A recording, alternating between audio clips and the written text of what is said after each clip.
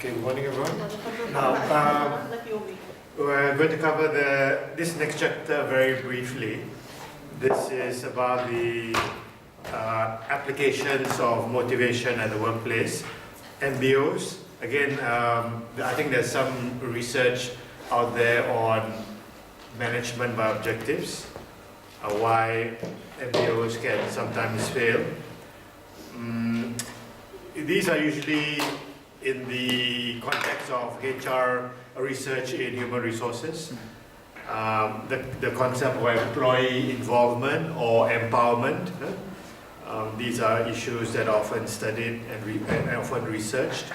Quality circles, quite relevant in the field of operations management. The different methods of incentive plans, like your variable pay plans versus piece rate pay plans. Again, these have been researched. The advantages of flexible benefits, and the differences in the strategies for motivating professionals as compared to part-time workers. And I think especially in the UAE, the diversified workforce is probably the most relevant in the UAE, and I think the UAE is, on the whole, has got the most diversified workforce in the world. People coming from all over the world to work in Dubai and Abu Dhabi. Job characteristics model is quite old, has been revised a few times. I'm not sure whether people are still doing research in this area or not. So that's on those on the miscellaneous topics in motivation. Now, moving quickly to the foundations of group behavior. Now, there's a lot of research done in the subject of groups. You only need to go to the database, like Google Scholar, or if your university has it, the ABI Inform, ProQuest. That's at a very basic level. There are also more better databases out there, like Scopus and the Social Science Citation Index, which not all universities have them. Similarly, the Web of Science, which is similar to the Social Science Citation Index, that has got the top journals in there. And I'm sure if you key in the word groups or teams, you will find thousands of research in the area of groups. So usually groups or teams, they're studied in relation to some other phenomenon. Okay, some definitions of groups here, which I won't go through for the purpose of this course. Why people join groups, stages of group development, that's quite old by now.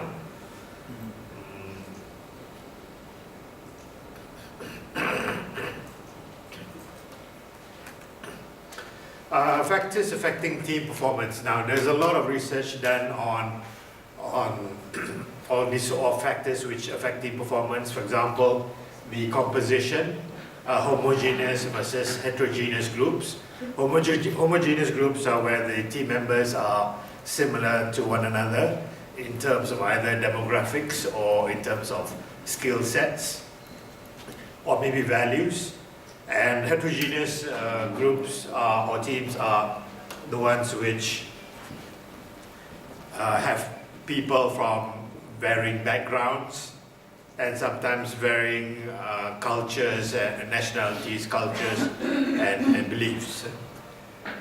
So again, there's lots of studies out there which compares the relative effectiveness of homogeneous compared to heterogeneous teams. And I think to simplify, perhaps to oversimplify the results, basically homogeneous teams are more suited for simple work, simple repetitive work, or highly specialized work, whereas heterogeneous groups are more suitable for the more complicated, diverse projects which require expertise from different areas. And then again, size. Size here referring to the number of people in the team. So in fact, size was one of the was the measure of the work environment that I used for my PhD research. And here it refers to the number of people in the group. And you know, when you have groups which are either too large or too small, you have problems. When you have groups with teams which are too large, you have free riding, which not everyone in the team is putting in 100% effort. On the other hand, if you have teams which are too few in number, then there's a problem in the workload. The workload is probably too much per team member. In my PhD research, I actually looked at the relationship between the group size and the personality, and I found basically that people who are more extroverted or people who are high in warmth, they are more satisfied when the team is larger compared to when the team is fewer in number. And that makes a lot of sense, right? And also I found that intelligent people prefer to be in smaller groups, smaller teams, because in a larger team they don't really get their they don't really have their presence felt. Norms and cohesiveness, these are the team's beliefs, and cohesiveness is the degree of unity within the team members. And again, there are many studies to investigate, what factors can encourage cohesiveness and what factors can reduce cohesiveness, and what is the impact of cohesiveness. Cohesiveness is only good provided that the team's goals are in line with the organization goals. Then only cohesiveness will have a positive impact on the organization.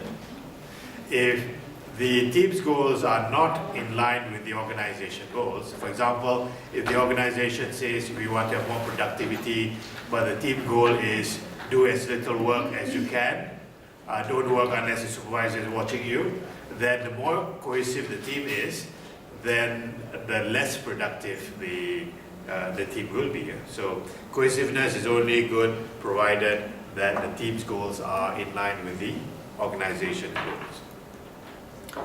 The many, again, these are just some examples of the research that have been done in the area of teams. There's so many out there, and who knows, I suggest that whatever research that you're currently thinking of now, also think about how teams can be relevant in your research, how the variable of teams and how teams function can be relevant in your research. Just going through all these slides quickly here, synergy and all that.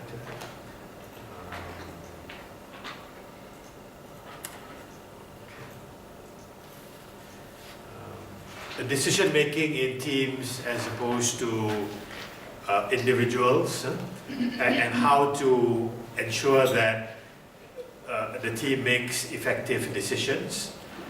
Again, there's a lot of studies out there.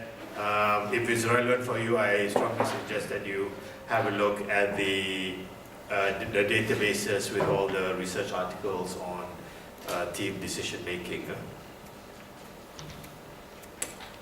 Groupthink and group shift, these are some of the issues that have been investigated and talked about in team decision making.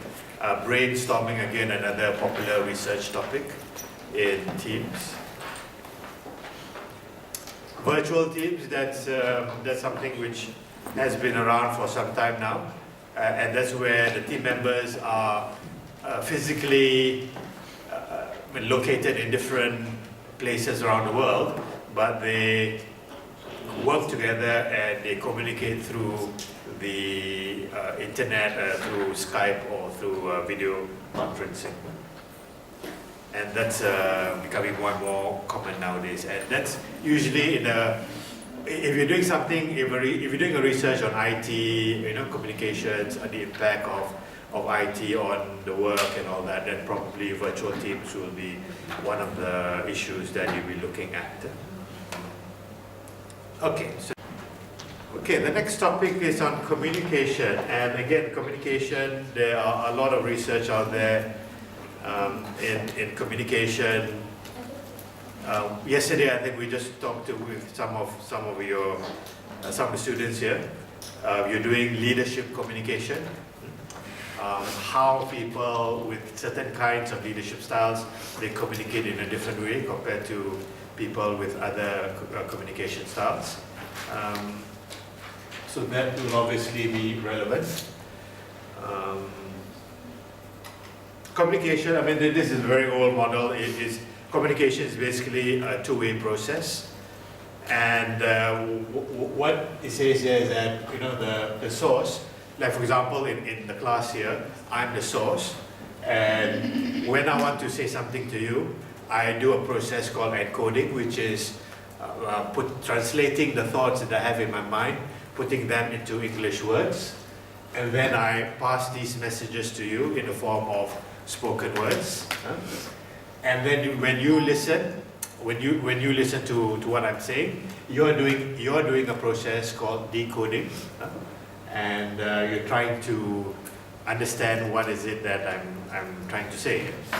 And I've talked about verbal messages, but at the same time, as I'm pointing to the PowerPoint slide here, it's obvious that there's also a visual message in the form of the PowerPoint slide here, and that's also been encoded and going through the air in the form of light waves, and you're seeing through your eyes, and you're reading the slides and you're decoding that process in your mind as well.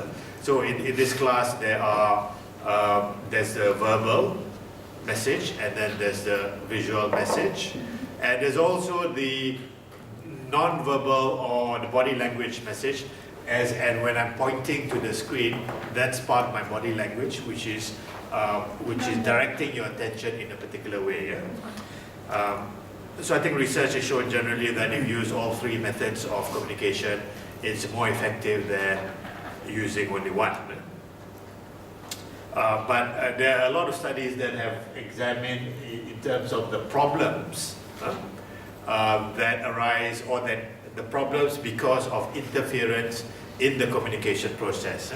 Like for example, if I'm talking to you and there's a loud sound construction going on next door, then the channel gets interrupted because you can't hear what I'm saying clearly.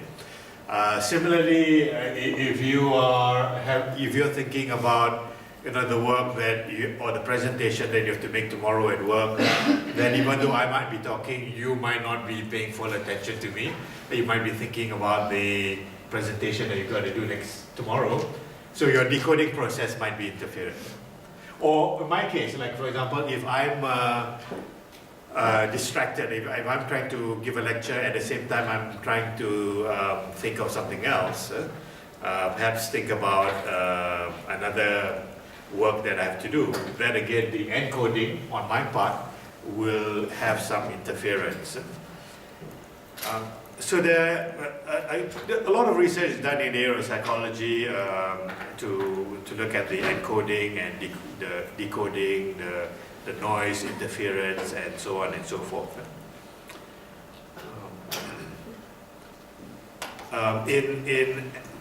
In neuro-linguistic programming or NLP, it is believed that certain people out there prefer certain types of messages, or messages to be given in a certain way. For example, some people are more verbal oriented, auditory oriented, whereas some people are more visual oriented, and some people are more they call it kinesthetic, which is they understand by doing things. So when the source is trying to communicate to these different people, according to the NLP theory, is that the source has to communicate in the particular method that the receiver is more suited for. So for example, if the listener is more of a verbal person, then the source will have to talk more about it. If the listener is a visual person, then the source has to show more things. And if the listener or the audience is kinesthetic, learning by doing things, then the source would have to give demonstrations and allow the audience to have a hands-on trial at it, and that's only then they will learn. Yeah? And finally, in NLP, there's also this auditory digital, which is basically, some people, they're very analytical oriented. So for these kind of people, if you want to communicate with them, you've got to give them a lot of data. Like if you want to sell them a video camera, you've got to it's more important for you to show them the specifications, because they want to know everything about the details of the specifications. These are the auditory digital people.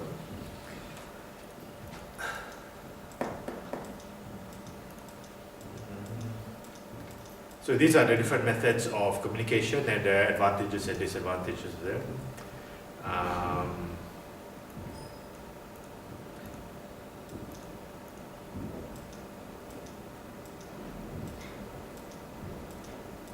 The grapevine, this is what you call informal communication, and that plays a big role in passing information in a very informal way.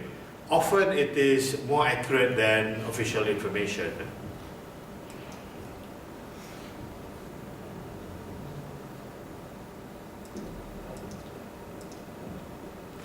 Okay, now computer-aided communication. If you look at a lot of research done in the area of technology, how technology has impacted communication, either positively or negatively. There's again a lot of research done on this. In fact, the internet is probably the biggest influence in the way in which businesses are done.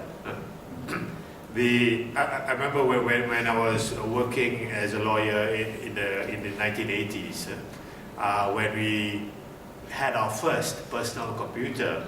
That changed the way in which we do things, the way in which we prepare legal documents, the way in which we prepare the sale and purchase documents and so on. That really helped us a lot. The positive part was that it sort of helped us a lot in preparing documents. The negative part is that the documents got thicker. Why thicker?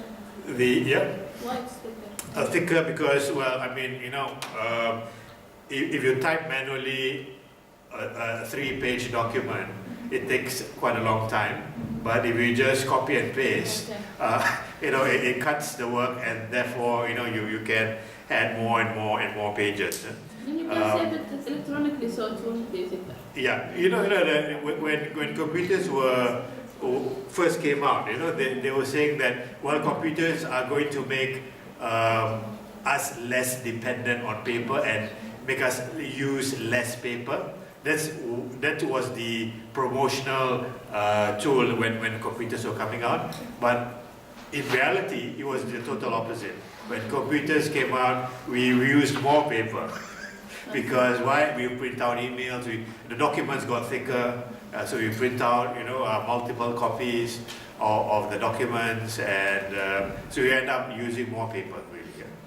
And again, the mobile computers, they were saying at first, the idea is you can work anywhere, anytime, but the reality was you end up working everywhere, every time.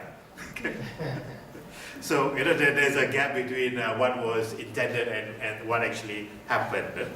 And the internet again, so the computer came out, it was a massive revolution, and then the internet came about, and again there was a massive revolution in the way that businesses are being conducted. In fact, they say that the internet revolution is as big as the revolution created by Frederick Taylor, when, you know, the father of scientific management, when he divided jobs into parts and he was able to revolutionize the automobile industry.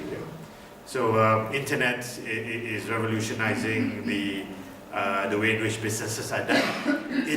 It's about to be revolutionizing the education industry as well.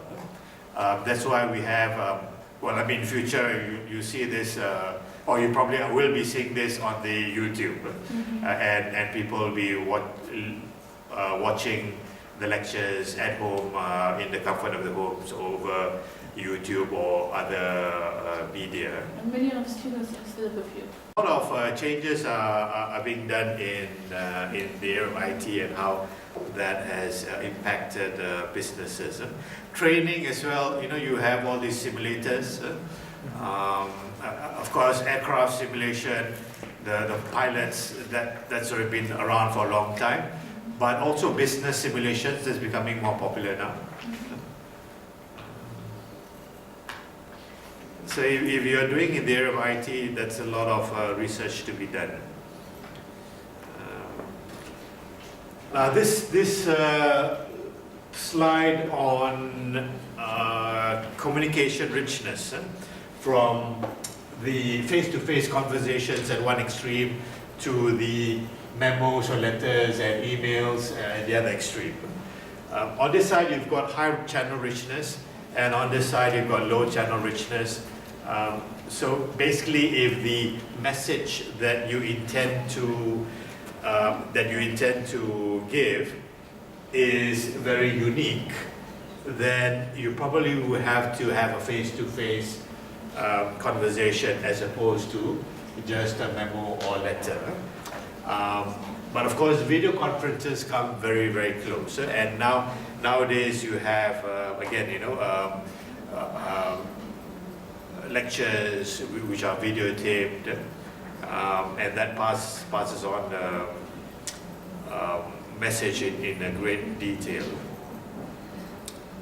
Barriers to effective communication, these barriers, basically barriers to effective communication are what are the things that impede the effective flow of information, or the things which distort the content of information so that the receiver perceives the information in a different way. Again, these are the things which are around, and I wouldn't want to go into them. You can read them on your own. Now, if you look at gender studies, one of the early famous research was done by Tannen, and she found that basically there are differences between men and women in the way that they communicate. And these are the summary of the findings.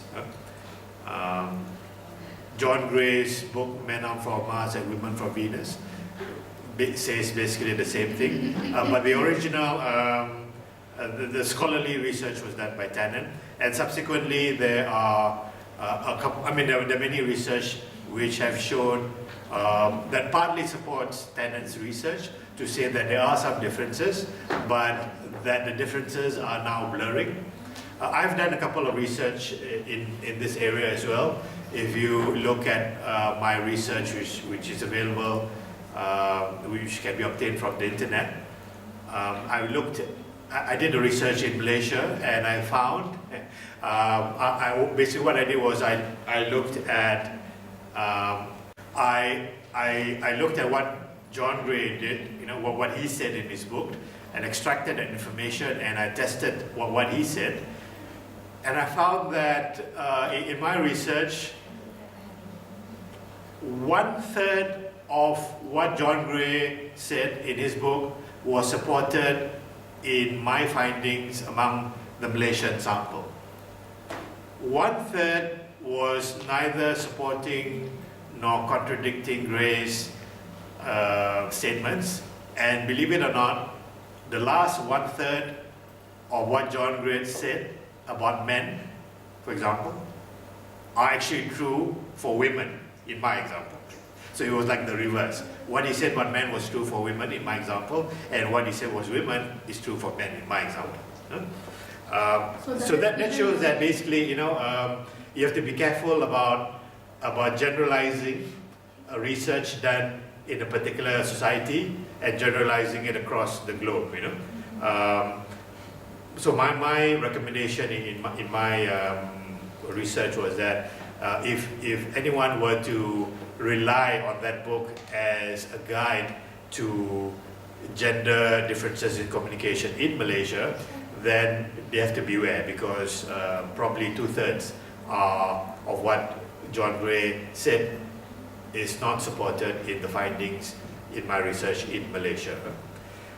What about in the UAE? Well, I've done a qualitative research which shows that people in the UAE are not that different, from people in the West in terms of the differences in the way in which men and women communicate.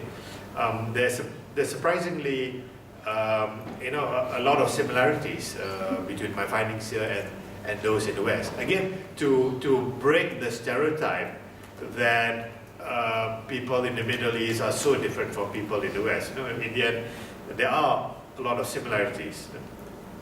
So I've done a qualitative research which is out there already available, and there's one quantitative research which is pending review. So by the time this video comes out, maybe it will be already out. Anyone doing any intercultural studies? Cultural comparison? When I get my students, my master students to do research, I always like to get them to identify locals versus expatriates, and expatriates also to distinguish between those who are from the West, like the US, Australia, the UK, with those from Asia, like India and Philippines and Japan and so on. And you probably, yeah.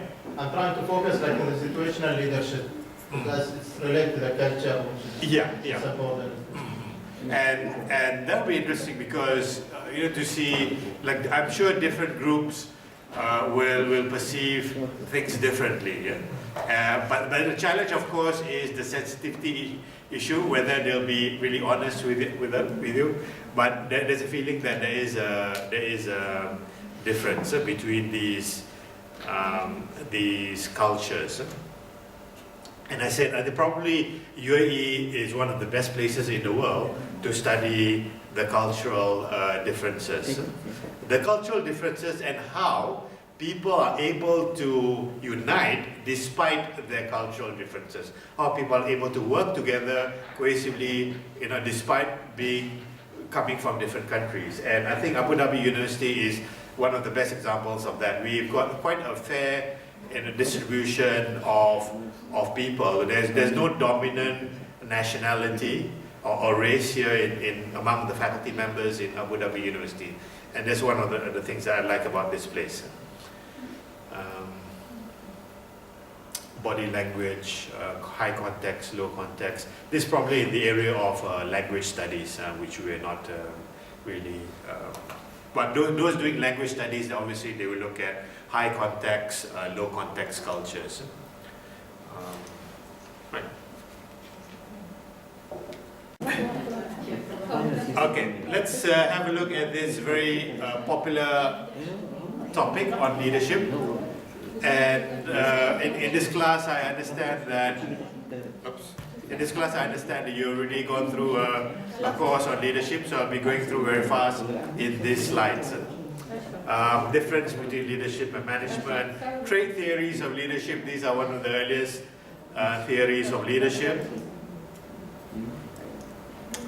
Behavioral theories of leadership, the early theories are Ohio State Studies, University of Michigan studies and the famous Blake and Wooten's managerial or leadership grid.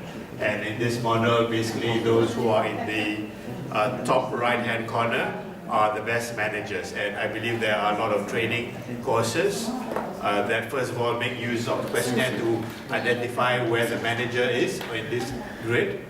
And the idea is that during the training, they will push the managers to the top right-hand corner of that grid. Okay. So let's look at the contingency theories. The contingency theories of leadership, they are attempting to make the earlier models, or to overcome the limitations of the earlier models, which are somewhat simplistic. And see, the earlier theories say that there is one best leader for all situations. And the criticism to that is, what is a good leader in one situation might be a bad leader in another situation. So that's a criticism of the earlier theories. And in order to overcome the criticism of the earlier theories, the contingency theories came about and say that what we believe is that a good leader in one situation might be a bad leader in a different situation. So you cannot generalize. And Fiedler's model, using the LPC or least preferred coworker model, is one of the famous theories to establish this. And basically what Fiedler is a questionnaire, the LPC is a questionnaire, and when you fill up the questionnaire, you will find out that your scores will tell you whether you are task-oriented or relationship-oriented leader. And if your score shows that you are task-oriented leader, according to the theory, you are more suited for the favorable or unfavorable situations. And if you are a relationship-oriented leader, you're more suited for the moderate situations. Okay. Moderate in terms of these three categories: leader-member relations, task structure, and position power. Sir, And the definitions are here. Yeah? on this scale, can we differentiate between the managers and the leaders? Yeah. Again, this is another model, and this situational leadership theory, which shows that the behavior of the leader to the subordinate should change based on how experienced the subordinate is. So the new subordinate, you give a lot of attention, a lot of supervision, telling her. And then the last one is basically you let them do on their own. Yeah. There's actually a better graph than this, the one that you go telling, sending, all that. Yeah.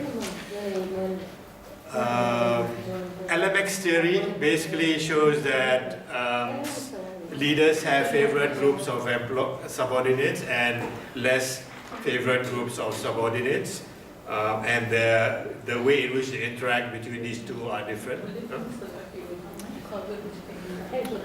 And path goal theory probably is one of my favorite theories, path goal theories.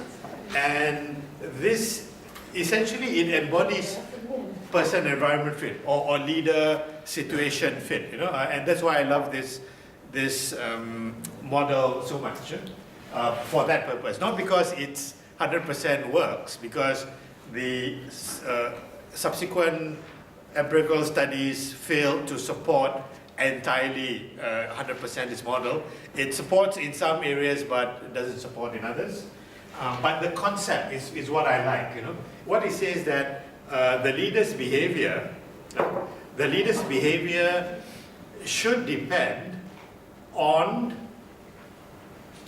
what kind of subordinates he or she has, and what kind of environment, the work environment, what kind of task structure, formal authority, or work system, and what kind of work group that you have.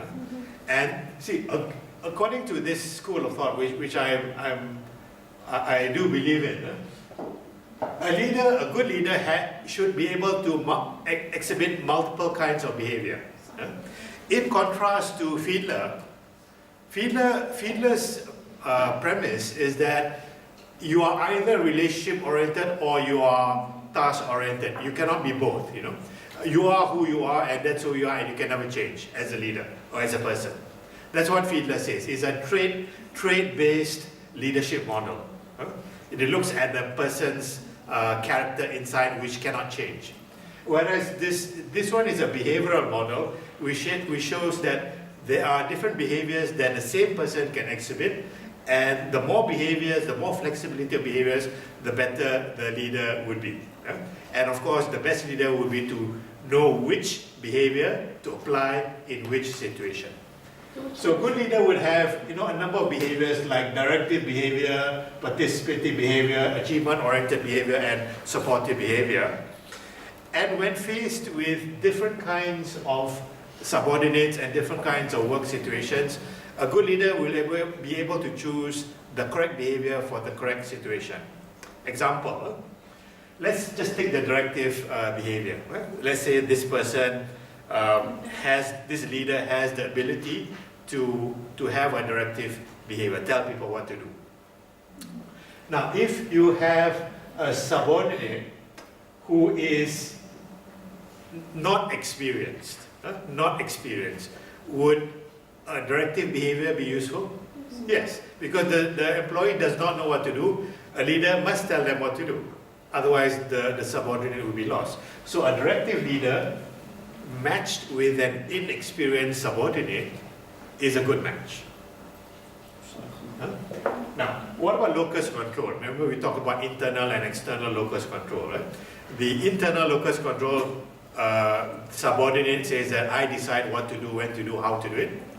And external locus control subordinate says that, oh, you know, I'm powerless, everything that happens to me outside is beyond my control, I need direction.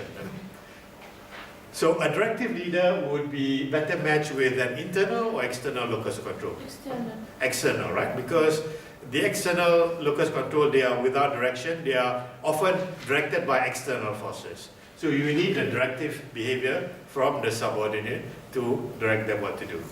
If you give an internal locus control a direction which, if he wants to turn left and you tell him turn right, then you know it will be a big conflict there. So again, it's matching the subordinate to the leader. And again, the task structure. A formal, okay, let me give you an example. Formal authority system. If you're in the military and then the boss says do this, do that, is it acceptable? Yes, it is acceptable. But this is becoming debatable a bit. In academia, where academic freedom is very much valued, if the dean suddenly says, okay, you do this, don't argue with me, and you know, you got to clock in 9 to 5 and all that, would that go down well with the faculty members?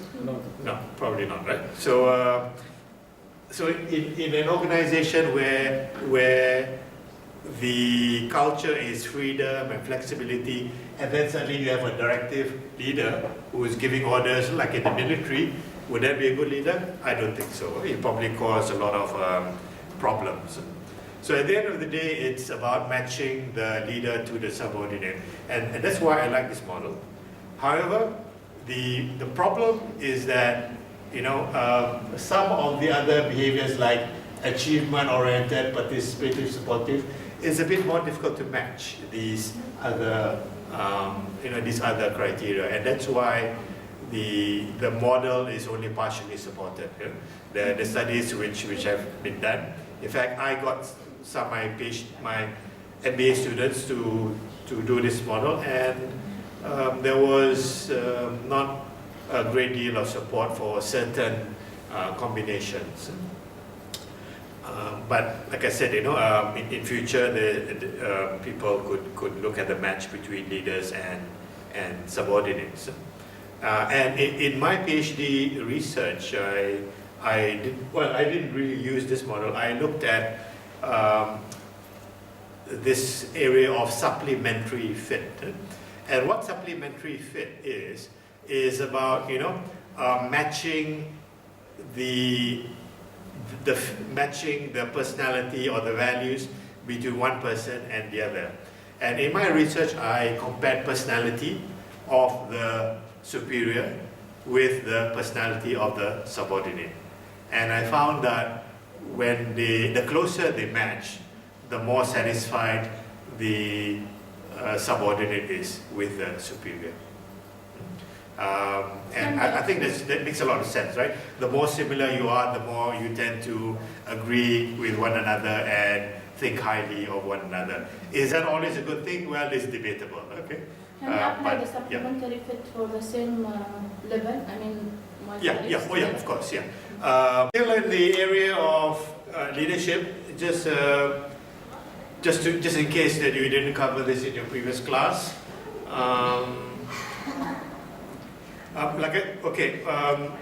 For those of you who are looking at the way in which leaders communicate, and perhaps you can look at the way in which they frame certain arguments or the way in which they use languages. Right. So remember when I said the earliest theories is about universal theories. There's one best leader for all situations, and then after that, the leadership theories became more sophisticated and said that a good leader in one situation might not be good in another situation. That's the contingency school. But we seem to have gone one full circle, and we're going back. There's research, even current research, that have looked back again at universal leadership theories like charismatic or visionary leaders. Servant leadership, for example, could be one of them. So it seems to be like going one full circle, that now the research is going back to universal theories. There's one best leader for all situations. So charismatic leadership, there's the explanation there: vision, articulation, personal risk, environmental sensitivity to followers' needs and unconventional behavior, so on. And this one, transactional and transformation leadership, which I think one of you is doing. And transactional leaders, basically the day-to-day running of the organization, whereas transformation leadership is more about the transformation or the change that is going through in the organization. So transactional leader, the measures are contingent reward, management by exception active, and management by exception passive, and laissez-faire. Whereas the transformational leader is stressing on charisma, inspiration, intellectual stimulation, and individualized consideration. Certainly the inspiration part, because the leader has to inspire others to operationalize or to do things so that the change process can take place.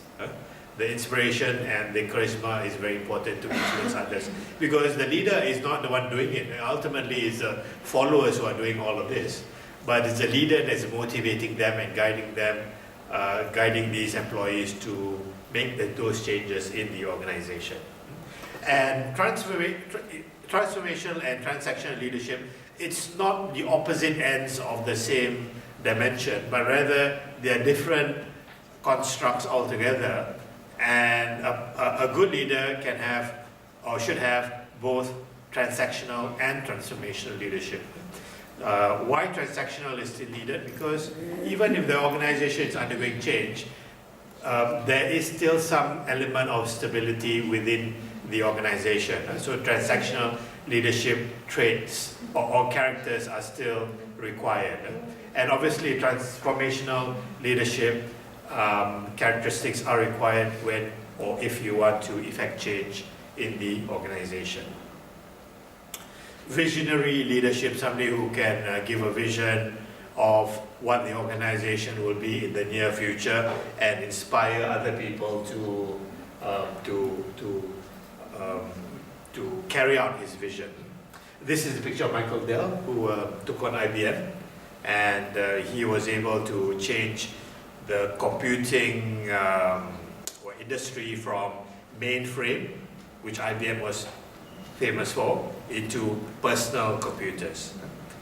And he did revolutionize the computer industry. Emotional intelligence and leaders, as I mentioned before, leaders have to have high emotional intelligence, because if you're afraid of criticism, then don't become a leader, because I don't think there are any leaders who have escaped criticism, no matter how good they are. So a good leader is one with high emotional intelligence, high self-awareness. They know themselves well. They know the strengths and the weaknesses.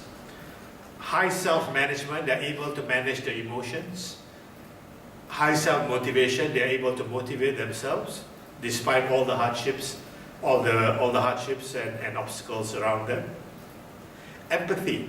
A good leader is able to understand how their followers are feeling, and that's how they influence the followers. And certainly social skills. They know how to communicate, talk to other people in a way that the other person is influenced by them.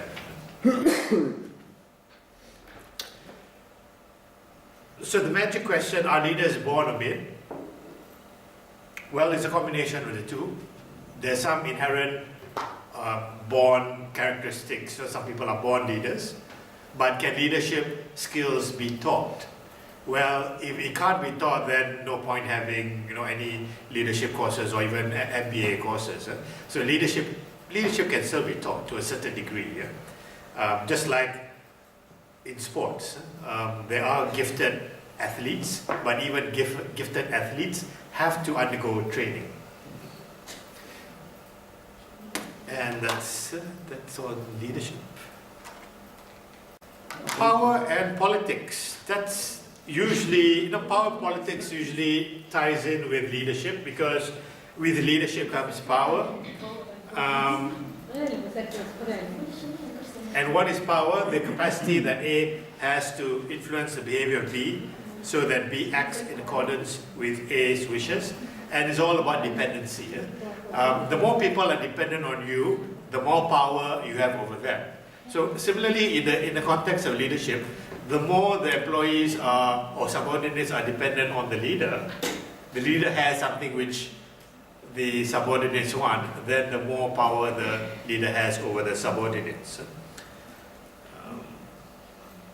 And let's not look at the difference between leadership and power. The basis of power, where does power come from? This is basically master's or undergraduate material. The key to power and so on. What creates dependency? Basically importance of the resource to the organization, scarcity of the resource, and non-substitutability of the resource. And power tactics, these are the different dimensions of power, how power is being used in organizations. And the use of power tactics from most popular to least popular. There's some hierarchy up there. Power in groups or coalitions, how does power operate within groups? And that's so much about power, basically.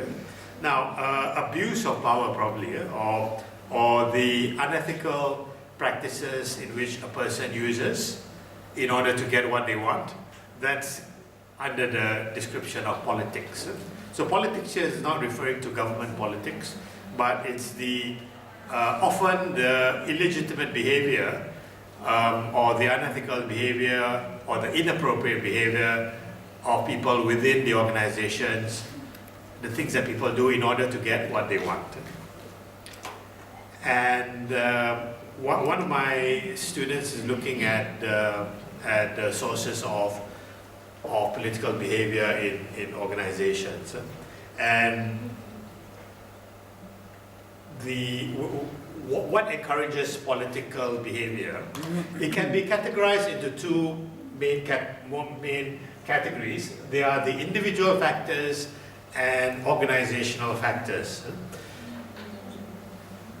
So you have more political behavior in an organization if the employees in the organization are high self-monitors, high internal locus of control, high max. They have invested a lot of time and money in the organization.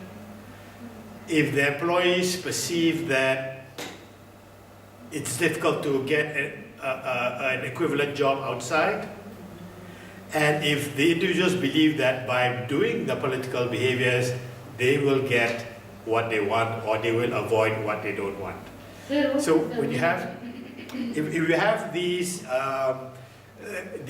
characteristics among the employees in the organization, then it's more likely that there are political behaviors within that organization. And just let me finish it. And similarly, from the organizational perspective, there are many factors out there, but basically, the more ambiguous the policies, the company policies are, or the fewer the resources the organization has in terms of budgets and all that, the more likely for people to practice politics in order to get the bigger budget or to get that promotion, that elusive promotion, and so on and so forth. So together, individual factors and organizational factors, they contribute towards the incidence of political behavior within the organizations. And too much political behavior would probably be not a good thing for the organization. I think it's safe to say that there's no organization out there that is totally free from political behavior. It's all a question of degree, and if you have too much, that is a problem. Yeah, the problem, or not, the challenge in doing a research in politics is it's a sensitive topic, and whether you can get honest information from people. That's I would say the major challenge in doing a research on politics. But it is possible. I wouldn't discourage anyone from doing a research in that. You know, just like cheating, for example, cheating in examinations is a sensitive topic. But believe it or not, some of my master students did a research in cheating, and the results were quite how to say, came out in the direction that we expected, you know.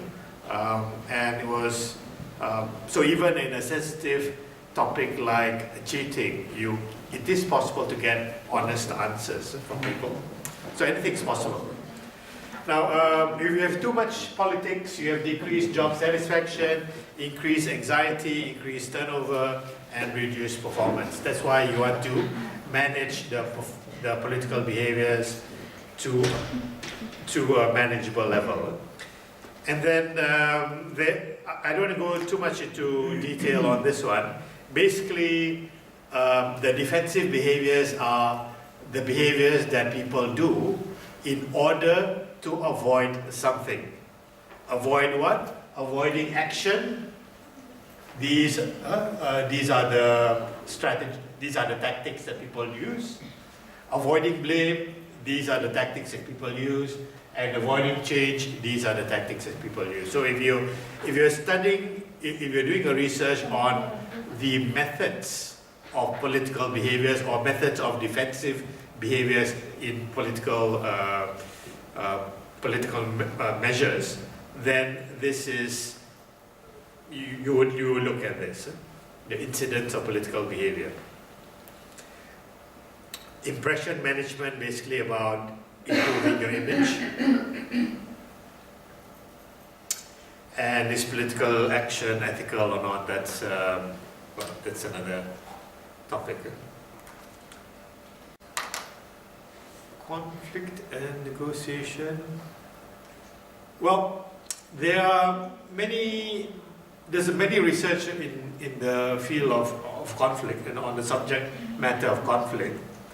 And there's a historical view of conflict. Conflict is bad. Some people say conflict became good. Well, it can be summarized by this graph. What I believe is that conflict, the total absence of conflict is not good. And too much conflict, as you all know, is not good either. And there is an optimal level of conflict. There has to be a certain amount of conflict which challenges people to perform better. For example, if a person gives an idea, it's often a good thing for somebody else in the same group to come up with a better idea. So a little bit of constructive conflict would be a good thing. So there's functional and dysfunctional conflict, and what do people get conflicted about? The task, the relationship, or the process, and then the stages of the conflict process. And these are the slides here are just describing the stages of the conflict process.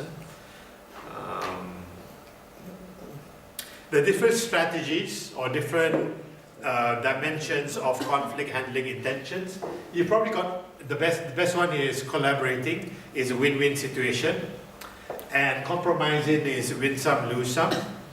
Competing is I win, you lose, and accommodating is I let you win, and avoiding is the totally avoiding the situation. So perhaps conflict. This particular slide or this particular topic is related to leadership, how effective a leader you are.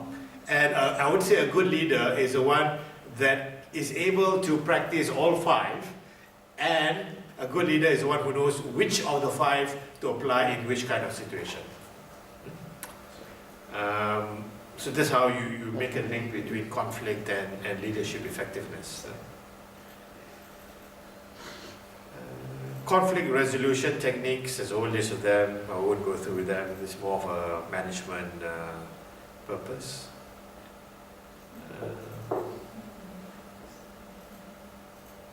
And obviously the reasons why you want to manage conflict, because if conflict is managed to the optimal level, you've got the highest level of performance.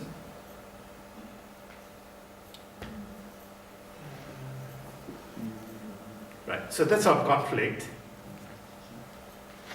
And now let's look at negotiation.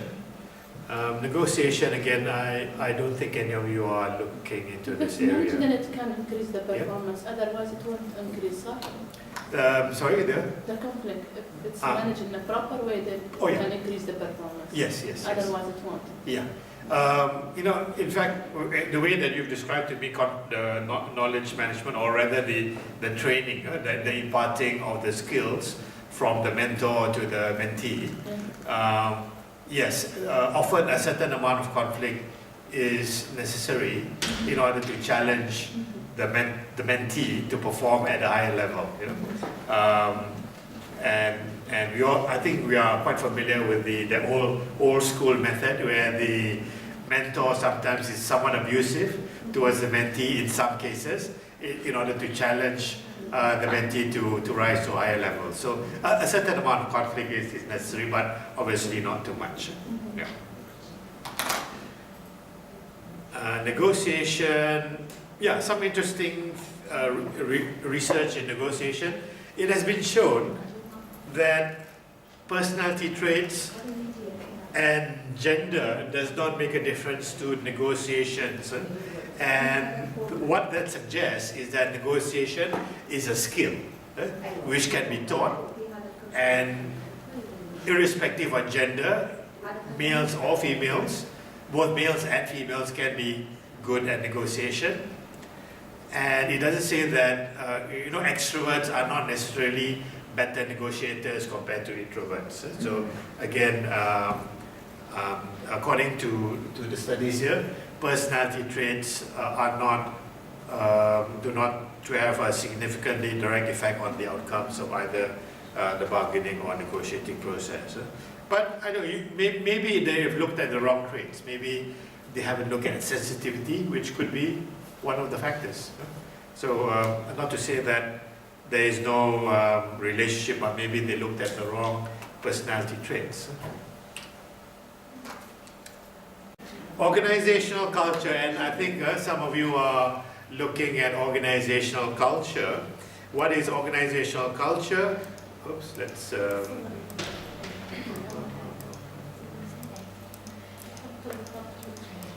What is culture? There are many definitions of culture, but to give you one example, it's a common perception held by the organization's members or employees, and it's a system of shared meaning.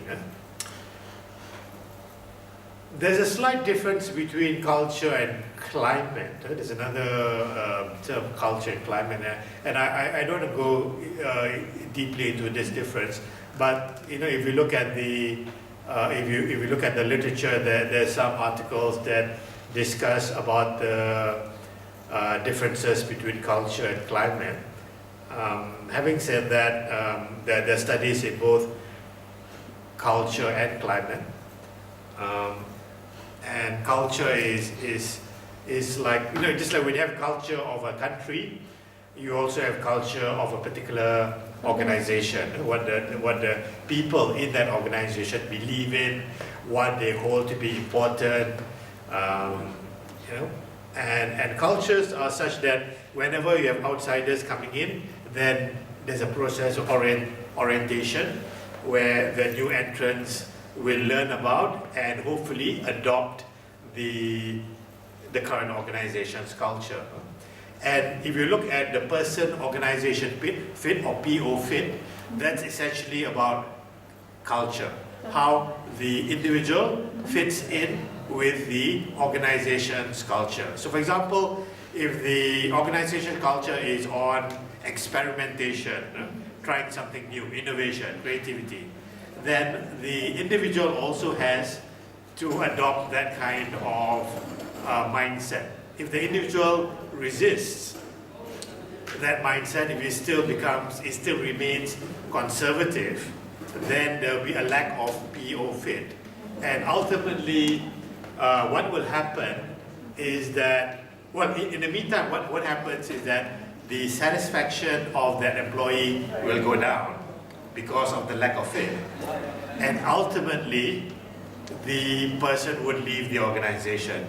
It's Schneider came up with the attraction, selection, attrition model. People get attracted into the organization, and then they get socialized, and then the people who resist socializing, they will ultimately leave the organization. Doctor, what is the difference between organizational behavior and organizational?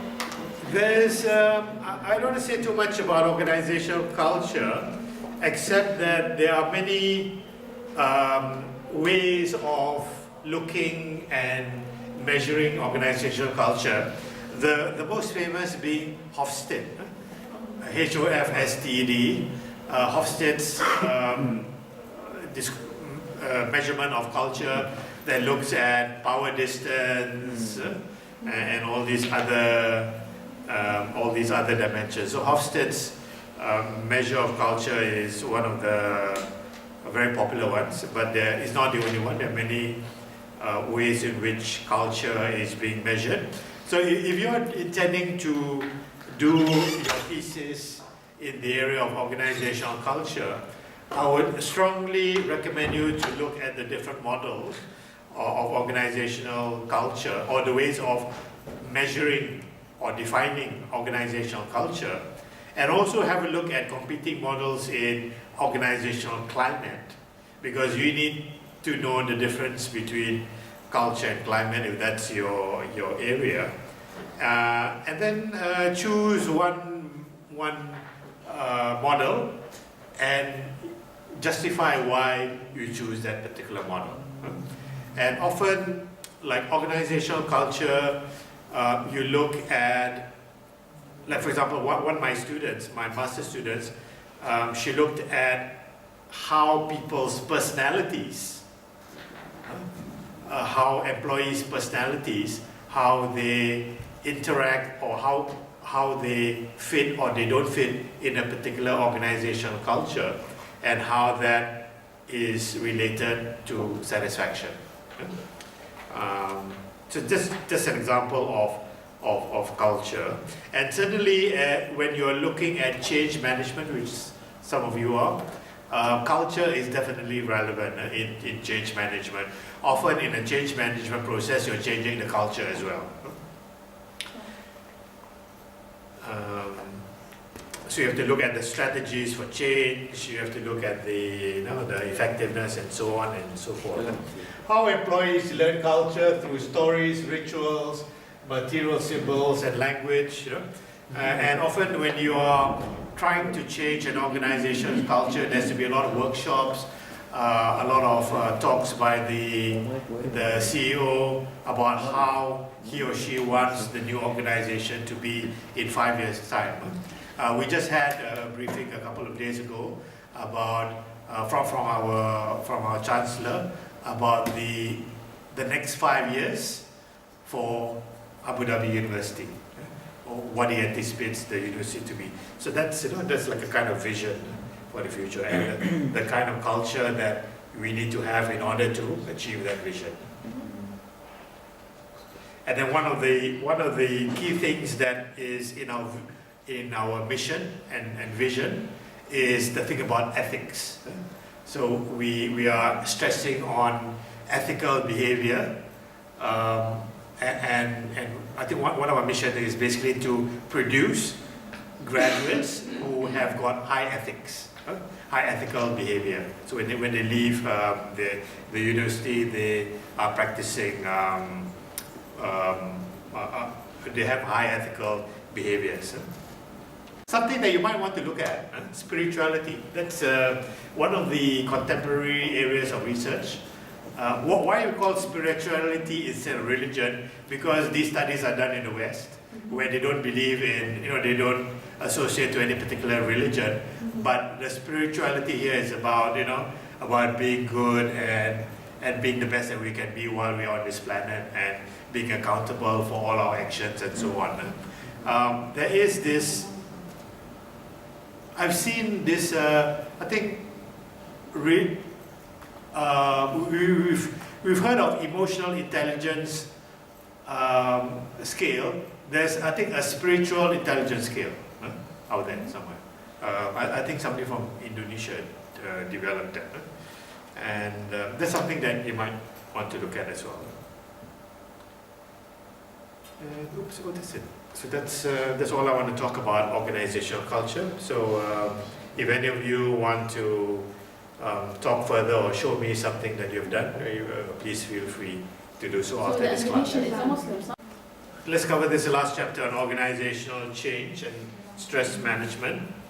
As some of you have indicated to me that you are looking in organizational change, looking at the topic.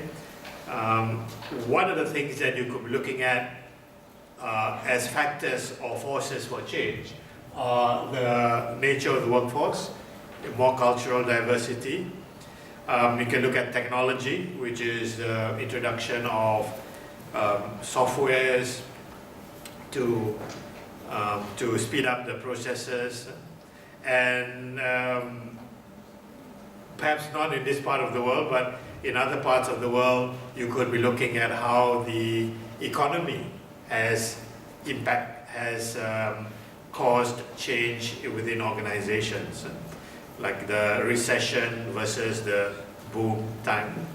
Competition, nowadays we're not just competing with the people down the road or the people in the same country, but we're competing with people, with organizations from all over the world.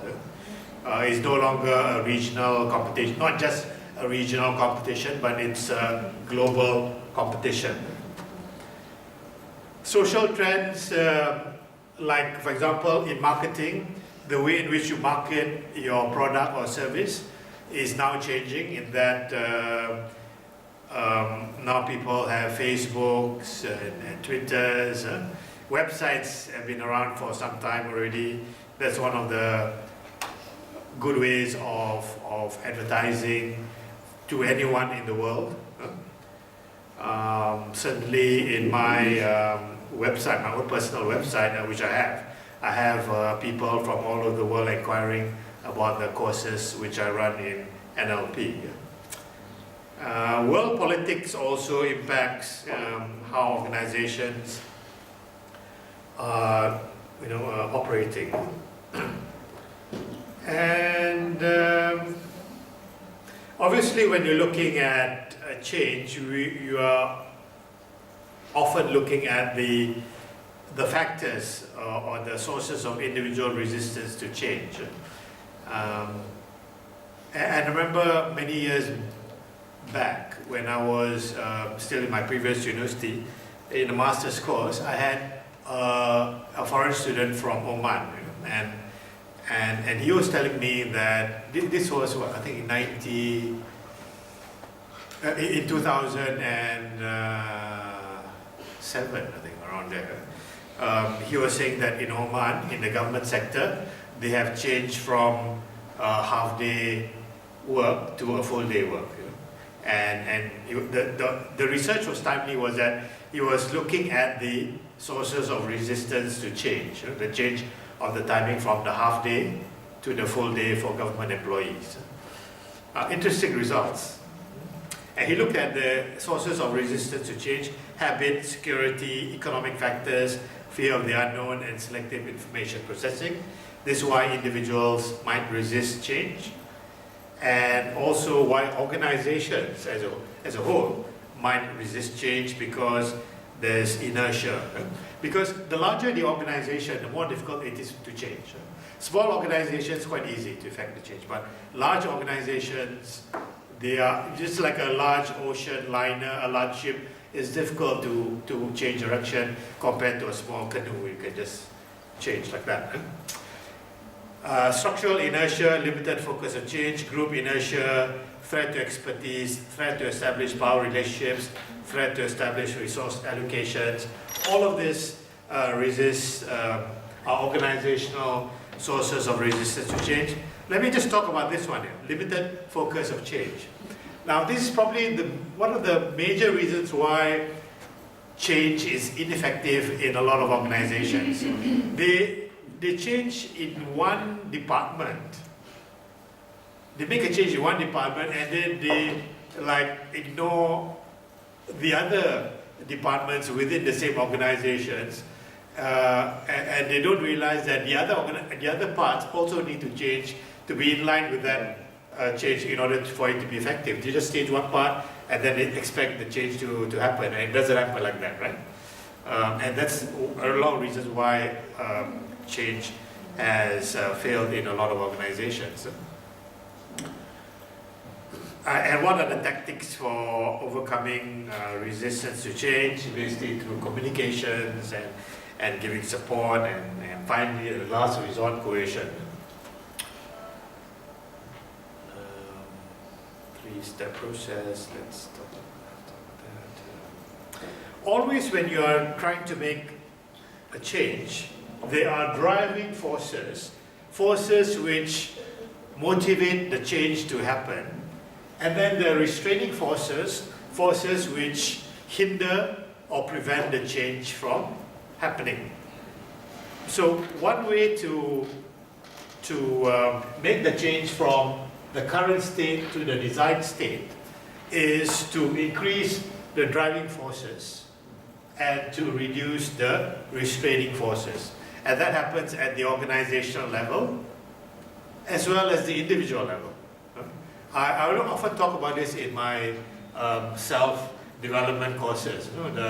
If you want to lose weight, what are the driving forces? What are the restraining forces?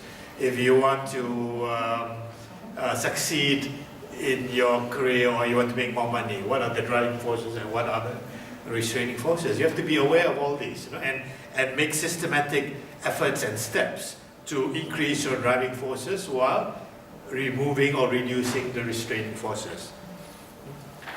That happens at the individual level and at the organizational level. Organization development is, you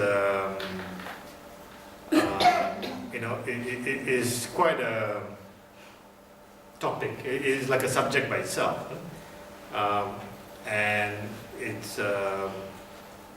I don't think I can do justice in this lecture, but let me just show you some of the organization development issues.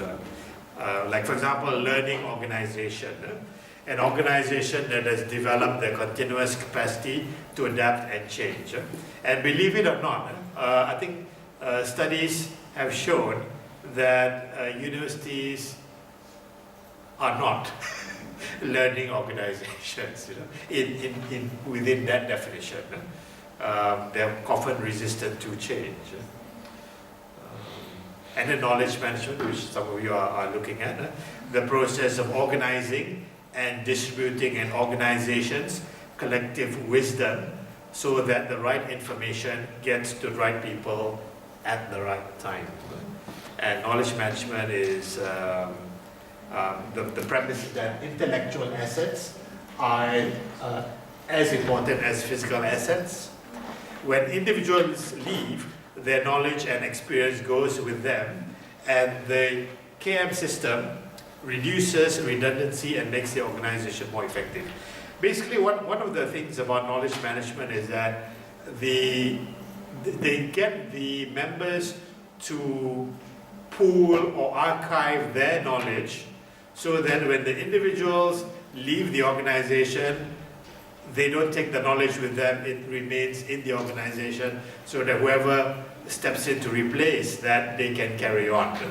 Now, it's good from the organization's point of view, but not good from the individual point of view. Because why then the individuals will say that I'm no longer indispensable. Anytime I could be got rid of, and then you can get somebody else to work in my position for lesser salary, you know. So there is a lot of this bargaining and negotiating and these tactics going on between the individuals and the subordinates. Things that's going on in the universities is this thing called course files. How I think universities have managed to get lecturers to leave back some of their knowledge is through these course files, the notes, the questions and all that. So universities make it compulsory to have course files, so lecturers have to upload the information. But of course lecturers, they try to resist as much as they can, but they have to have course files, so they have to upload them. So they have to upload the question papers and the answer scripts and all that. But at least from they still hold back, you know, some of the notes. Some of the notes, it's not been uploaded up there on the course files. Final topic on stress. I think something that you are very familiar with, but also be familiar there's a lot of research on stress. There is a journal called Stress and Health.